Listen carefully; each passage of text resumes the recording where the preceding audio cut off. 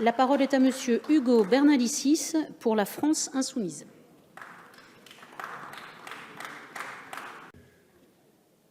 Mes chers collègues, Madame la rapporteure, Madame la ministre, permettez-moi déjà de commencer par une petite indignation qui est que j'ai entendu beaucoup de réflexions transpartisanes, mais le transpartisanisme ne va pas jusqu'à la France insoumise. Ah, bon. Et pourtant, ce n'est pas comme si nous n'étions pas vigilants sur le sujet, impliqués, concernés, puisque moi-même, dans ma circonscription en l'occurrence, il y a eu un délit de rodéo récemment, lors d'une braderie, avec des blessés, puisque des citoyennes et citoyens ont tenté de s'interposer, et pour autant, les voyous, les délinquants ont pu s'échapper sans trop de difficultés. Ils ont été retrouvés par la suite, fort heureusement. Ça, c'était le premier élément. Voilà, j'aimerais qu'il n'y ait pas trop de sectarisme dans notre enceinte, surtout sur des thèmes comme ceux-là. Le récit commun en matière de violences urbaines est ancien, en réalité, et il est non circonscrit au rodéo, dont les premiers émois médiatiques datent finalement de 1981 à Vénissieux, dans le quartier des Minguettes. Alors nous sommes tous d'accord, toutes et tous d'accord avec le constat selon lequel ce phénomène particulier des rodéos motorisés s'est amplifié ces dernières années. Hier, lors des questions au gouvernement, notre très cher ministre de l'Intérieur a rappelé dans une intervention ferme, mais sans doute humaine de son point de vue, l'ampleur de cette délinquance, 8 700 rodéos constatés par la police nationale et 6 700 pour la gendarmerie nationale. Comportement dangereux, infraction au code de la route, nuisances sonores, impact environnemental certain et surtout, mise en danger de la vie d'autrui. Les rodéos constituent une source importante de troubles à l'ordre et à la tranquillité publique, ne serait-ce que pour ma petite personne de citoyen à Lille, où j'en constate moi-même dans mon quartier régulièrement. Sans doute. Chers collègues, chacune et chacun d'entre nous peut le constater lorsqu'il échange avec les citoyennes et citoyens de sa circonscription ou les élus locaux. Personnellement, je vous l'ai expliqué, ceci a eu lieu à la braderie de Fives lors d'un dimanche où trois personnes ont été blessées.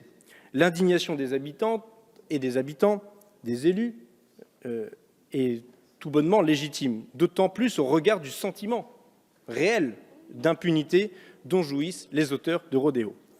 Alors, face à ce phénomène, nous partageons également le constat selon lequel les arrêtés municipaux et les coups de force ponctuels de la police ou de la gendarmerie ne sont pas en soi suffisants et qu'une simplification juridique est nécessaire. Nous sommes donc plutôt favorables à la création d'un délit spécifique qui permettra de faciliter le travail de police. Cependant, votre proposition de loi n'échappe pas à plusieurs écueils sur lesquels je vais revenir à présent. En premier lieu, votre proposition de loi ne tient pas compte de sa difficulté d'application. L'un des principaux problèmes posés par les rodéos aux forces de l'ordre réside dans la complexité de l'interpellation. Vous le constatez d'ailleurs vous-même dans l'exposé des motifs de votre loi. Les forces de l'ordre renoncent souvent à poursuivre des individus surpris en plein rodéo, car au cours d'une course-poursuite, les risques que le délinquant, le policier ou une tierce personne soit blessé, le risque est extrêmement important. Il est donc tout naturel que nous ne prenions pas ces risques. J'évoquais précédemment l'exemple des rodéos à la braderie de Fives. Peu de temps après, la police et la gendarmerie ont mené une opération d'envergure pour lutter contre ce phénomène, lors de le week-end qui a suivi.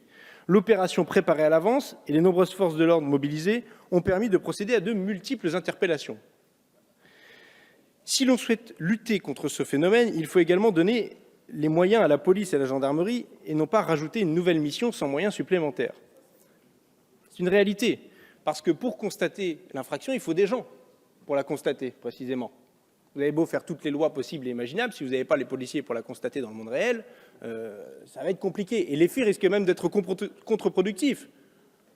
D'ici d'avoir parlé autant de temps de ce phénomène, d'avoir dit que nous allions l'éradiquer, et que dans le monde réel, finalement, pas grand-chose ne change.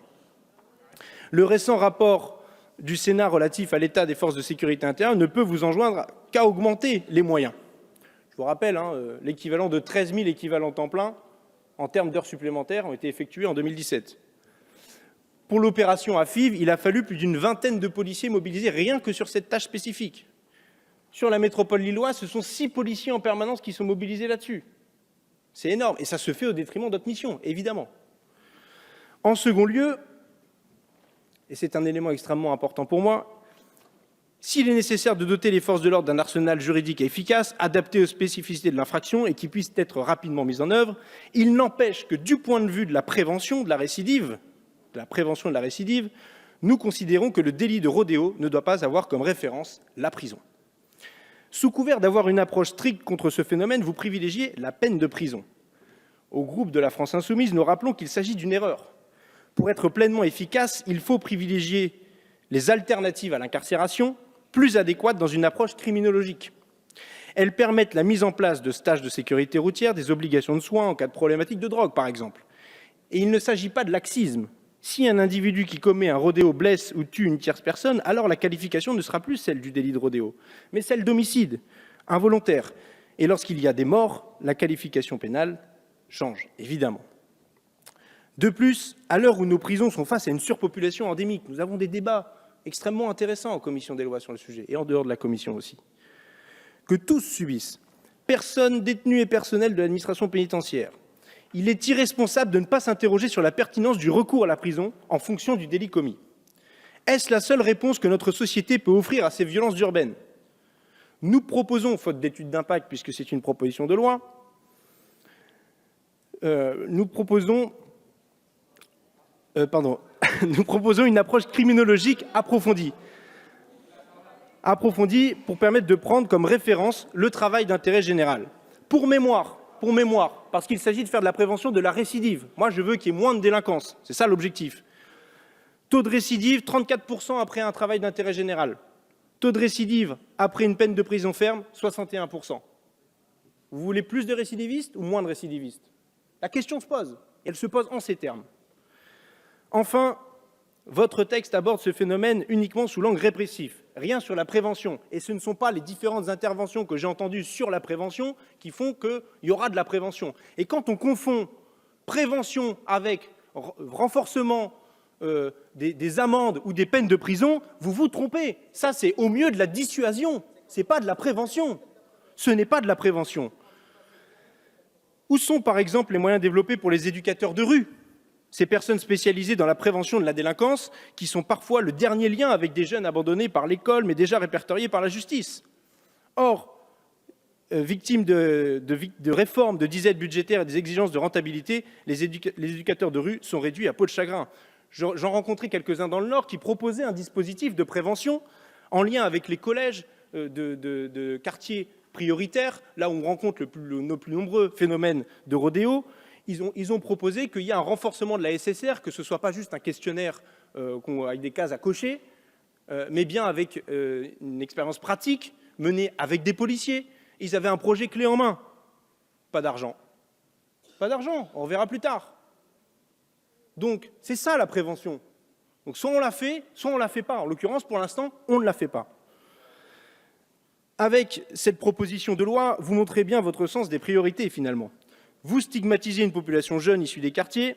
D'ailleurs, dans vos interventions, vous évoquez toujours des phénomènes de rue, de nos quartiers, des nuisances urbaines, etc. Je vous rappelle les constatations faites en zone gendarmerie, quand même.